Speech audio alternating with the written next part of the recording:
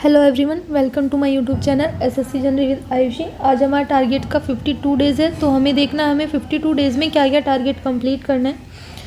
ठीक है, तो फर्स्टली आ जाते हैं। कल के लिए टारगेट है ट्यूसडे के लिए, तो हमें अपने टारगेट्स देखने हैं क्या क्या कंप्लीट करना है। 23 जनवरी के लिए टारगेट है। तो मैथ्स में हमारा डिस्काउंट वाला चैप्टर चल रहा था जिसका आज लास्ट डे है। तो जितने भी बिगनर्स हैं उनको सभी को अपनी थ्योरी आज कंप्लीट कर लेनी है। देन उसके बाद हम पीवाईक्यू की प्रैक्टिस करेंगे और अपने नोट्स को रिवाइज़ करेंगे। ठीक है, जो रिपीटर्स हैं उन्हें अपने नोट्स रिवाइज़ करने हैं और रिवाइज़ करने के बाद सेक्शनल मॉक देना है या फिर किसी भी बुक से वो T20 अप्रोच से टाइमर लगा के अपने क्वेश्चन सोल्व कीजिएगा। ठीक है, अब रीजनिंग में क्या करना है। रीजनिंग में वर्ड अरेंजमेंट वाला चैप्टर चल रहा था जिसके 3 डेज़ कंप्लीट हो चुके हैं। तो जो बिगनर्स हैं उन्हें किसी भी बुक या फिर सेक्शनल मॉक पे जाके पीवाईक्यू की प्रैक्टिस करनी है। तो ठीक है, एक दिन में आप सभी को प्रैक्टिस करनी है क्योंकि कल से न्यू चैप्टर स्टार्ट होगा और ये चैप्टर्स इतना हार्ड नहीं है कि आपको 3 या 4 दिन लेने पड़े।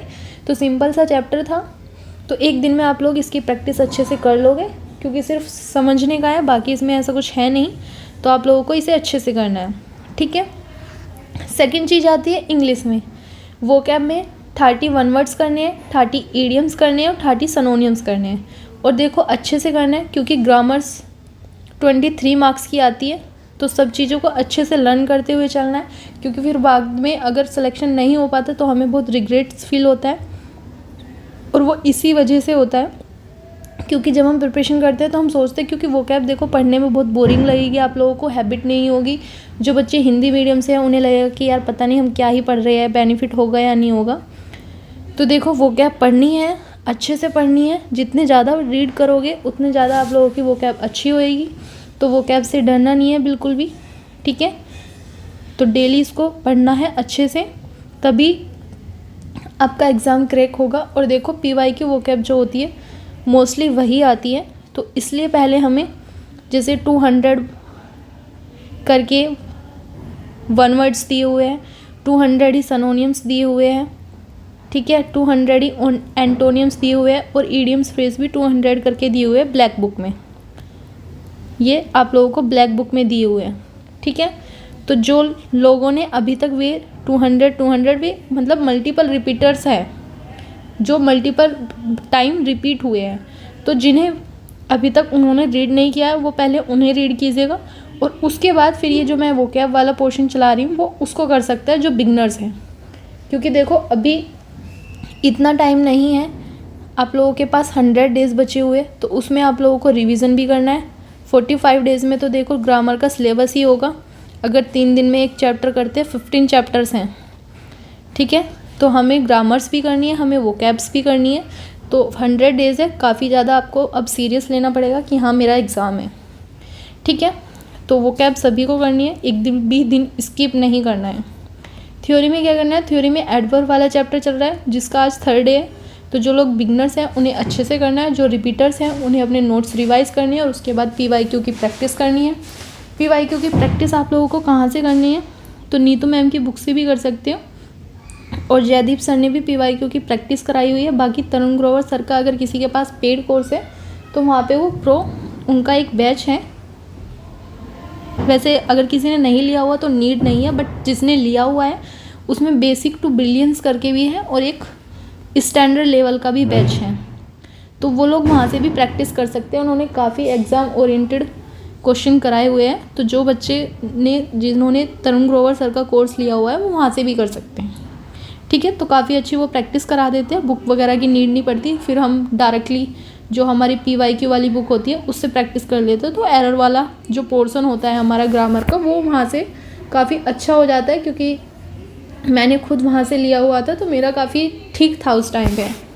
बाकी आप लोग अगर फ्री में पढ़ रहे हो यूट्यूब से तो वो भी अच्छा है। रानी मैम भी काफ़ी अच्छा पढ़ाती है और नीतू मैम भी काफ़ी अच्छा पढ़ाती है और तरुण ग्रोवर सर भी यूट्यूब पे काफ़ी अच्छा पढ़ाते हैं। बट देखो मैं तरुण ग्रोवर सर को इसलिए रिकमेंड करती हूँ क्योंकि वो कम टाइम में ज़्यादा सिलेबस करा देते हैं। ठीक है, ऐसा नहीं है कि उन्होंने एक ही टॉपिक की 6-7 वीडियो बनाई हुई है ना, उनकी मैक्सिमम से आपको 3 वीडियो मिलेगी। ठीक है, तो वो टॉपिक को कम टाइम में जल्दी कराते हैं। बाकी आप लोगों को जो टीचर्स अच्छा लगे आप उनसे पढ़ सकते हो। रीडिंग में क्या करना है, रीडिंग में आपको इंग्लिश माध्यम टेलीग्राम चैनल से 30 मिनट रीडिंग करनी है। जिनके पास टाइम नहीं है उन्हें एक क्लोज टेस्ट रीड करना है और उसको सोल्व करना है और उसका अच्छे से मीनिंग समझना है। और जो उसमें वर्ड न्यू आ रहे हैं जो आप लोगों ने पढ़े नहीं है तो वो भी अच्छे से पढ़ना है, क्योंकि देखो क्लोज टेस्ट आप जैसे नियोन की बुक से सोल्व कर रहे हो, मान लो कि आप लोग नियोन की बुक से सोल्व कर रहे हो, अगर किसी के पास नियोन की बुक नहीं है, वो PYQ वाली बुक या पिनाकल वगैरह से कर रहा है, तो वो वहाँ से भी कर सकते हैं, इतना कोई इशू नहीं है। जिसको जहाँ से सूटेबल लगता है वो वहाँ से कर सकता है। बट अगर आप नियोन की बुक से कर रहे हो तो उसमें नीचे वो कैप भी दी हुई थी, तो वो आपको वो भी रीड करनी है, ठीक है। तो इंग्लिश का मैंने आप लोगों को अच्छे से बता दिया है। आई होप कि आप लोगों के डाउट्स कंप्लीट हो गए होंगे, कोई डाउट्स नहीं बचा होगा कि इंग्लिश में कैसे प्रिपरेशन करनी है, ठीक है। तो अब GS में आ जाते हैं। GS में देखो इंडियन ज्योग्राफी वाला चैप्टर चल रहा था, जिसमें हमने थ्योरी भी पढ़ लिया, जिसके PYQ प्रैक्टिस भी कर रहे हैं। तो आज हमें क्या करना है, आज हमें जितने हमने मान लो 200+ हमने PYQ प्रैक्टिस किए थे, तो इसमें वो क्वेश्चन आज हमें रीड करने हैं जो हम बार बार भूल जाते थे। मान लो 50 क्वेश्चन हो गए, तो वो आप लोगों को रीड करनी है। कल से हमारा न्यू टॉपिक स्टार्ट होगा हिस्ट्री का, तो आप लोगों को आज उसे कंप्लीट करना है। क्योंकि देखो कोई भी सब्जेक्ट पढ़ो पूरी होनेस्टी के साथ पढ़ो, कि अगर मैं यहाँ से पढ़ रहा हूँ तो मेरा यहाँ से एक भी क्वेश्चन गलत नहीं होना चाहिए, ठीक है। तो यही अप्रोच रखनी है कि जो भी पढ़ रहा हूँ कम पढ़ो पर अच्छा पढ़ो।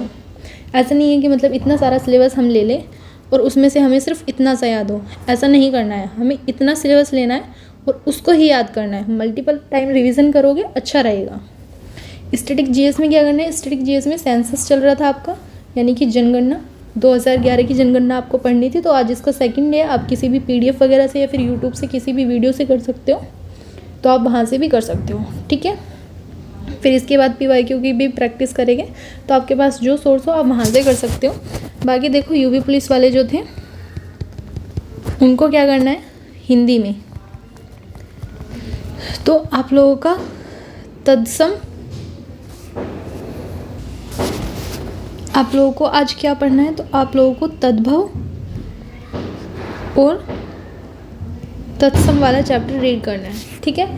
तो ये एक दिन में हो जाएगा, इतना ज़्यादा बड़ा चैप्टर नहीं है, जल्दी जल्दी से सिलेबस कंप्लीट करना है। क्योंकि हिंदी में क्या होता है, हिंदी में सिर्फ हमें समझना होता है, इतना कोई हार्ड चैप्टर्स नहीं होते। बस जब हम ये जो तत्सम और तद्भव होता है ना, ये सेम ग्रामर की तरह है। ग्रामर में जैसे वोकैब होती है, ठीक है। तो इसमें जो तत्सम शब्द रहेंगे वो संस्कृत में रहते हैं और जो तद्भव होते हैं वो नॉर्मल लैंग्वेज में रहते हैं,